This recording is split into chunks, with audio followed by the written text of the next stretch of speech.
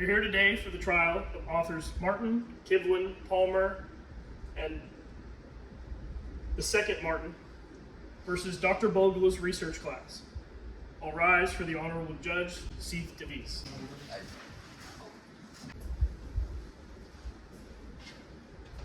You may be seated. First, I would like to thank the jury for taking time out of their day to perform their civic duties. I would also like to thank our court staff, Bailiff Knox and Scribe Jacob. Now we can begin. For the sake of time, both parties have noted that they would like to skip opening remarks and for the prosecution to begin without question. Thank you, Your Honor. We call Dr. Martin to the stand.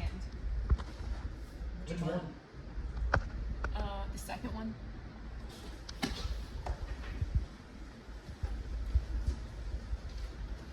Could you please place your right hand on the Bible? Are you going to tell the truth? I am. You may be seated. Dr. Martin, do you mind describing the purpose of your study? The purpose of our study was to determine the diagnostic accuracy of identifying patients with or without sciatic nerve entrapments using the straight leg raise, active piriformis stretch, and seated piriformis stretch test. What were your findings? We found that 2 of the 3 stretch tests were accurate for diagnosing sciatic nerve entrapment. When the 2 tests were combined, they were even better. We've no more questions, Your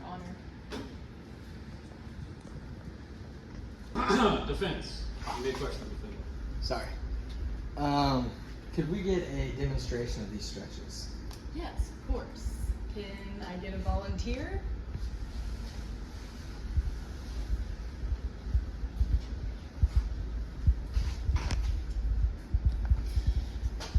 Come on, people. I'll do it. Good. 4. Good. Thank you. We have no more questions for my client. You may return to your seat. Prosecution, you may call your next witness. The prosecution calls Dr. Palmer to the stand. Objection, Your Honor. Dr. Palmer would instead like to submit the interrogation video. I'll allow it.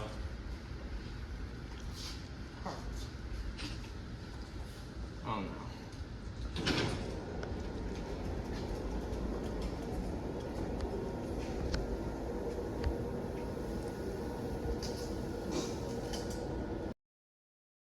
Thank you, Dr. Palmer, for coming and speaking with us today.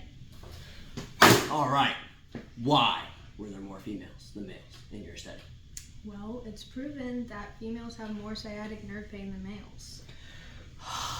That's why it's palm her and not palm him. Hey, back up. Why do you think this small study could be used for the general population?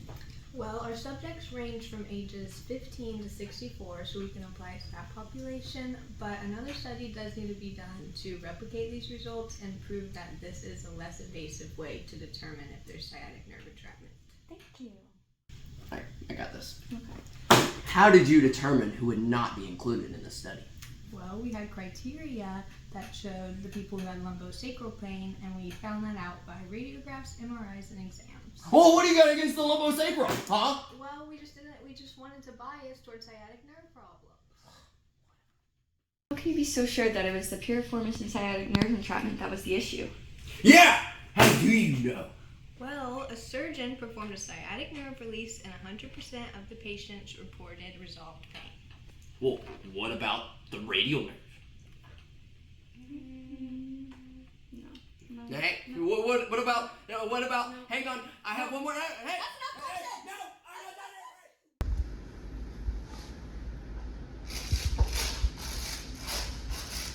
yet! Prosecution, do you have any response to this video? Well, clearly that wasn't our best moment. I would agree. Defense, next witness. We call Dr. Kivlin to the stand.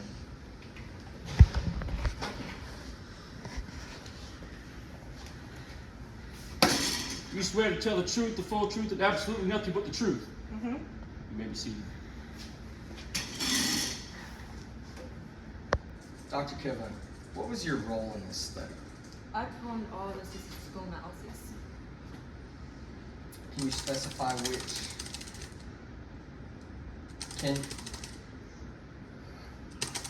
I didn't even start talking yet!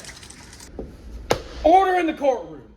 Can you explain which statistical analyses you used? Dr. Kilvin, can you explain to this jury why you use these analyses? Since this was a diagnostic study, the appropriate way to determine if these 3 tests were effective in diagnosing sciatic nerve entrapment would be a likelihood ratio. To get a likelihood ratio, you would need to calculate the sensitivity, which is good for ruling out a disorder, and the specificity, which is good for ruling in a disorder. So as you can see here, the straight leg raise test is good at ruling in a disorder. The active piriformis test is good at ruling both in and out the disorder. The seated piriformis stretch test is good at ruling in a disorder. But when we combine both piriformis tests, we have a greater possibility of ruling in and ruling out sciatic nerve entrapment. Specifically, a positive active piriformis or seated piriformis stretch test reduces the odds of a false positive finding to 1 out of 42 patients. With these calculations, I was able to calculate the positive and negative likelihood ratios. Likelihood ratios increase or decrease the probability of a patient having a disorder. Our positive likelihood ratio generates a small but important shift, and our negative likelihood ratio generates a moderate shift in probability. It's just now and spin, baby.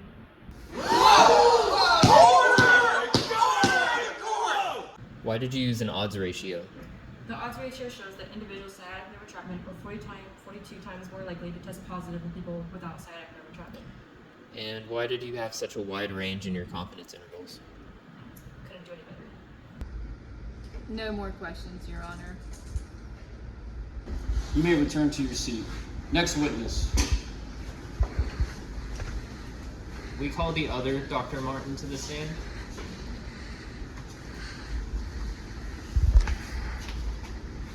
Do you swear to tell the truth on God, no cap?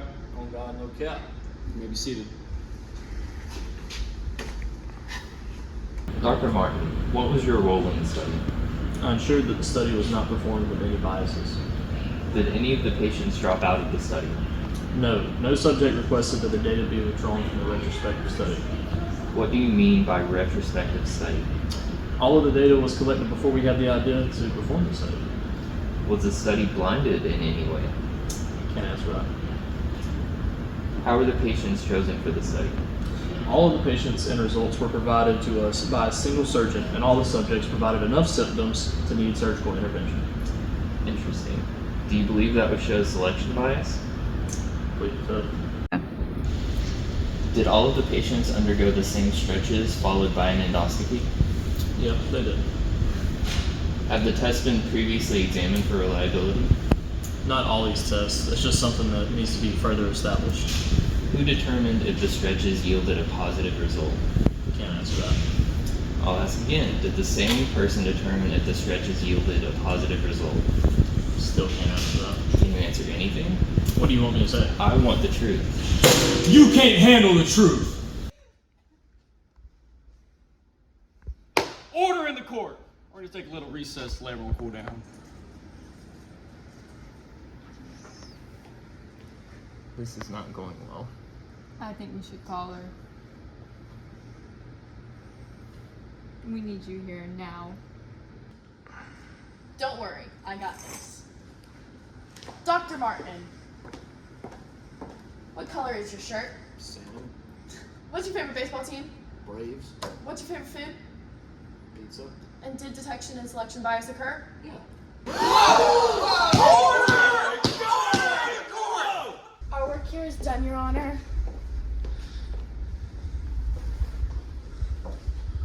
Dr. Martin, did you disclose in the article that the inter-rater reliability for the tests were questionable? Yes, we did include that.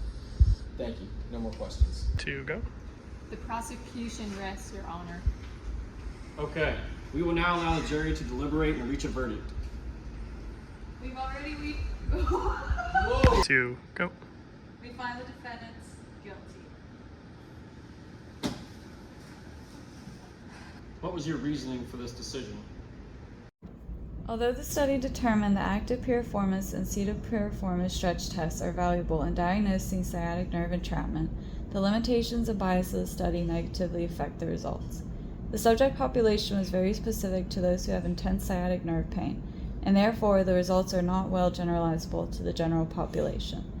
In addition, there was subjectivity when interpreting the results and non-standardized measures were used. Thank you. Defendants, you are free to go. All rise. Your Honor.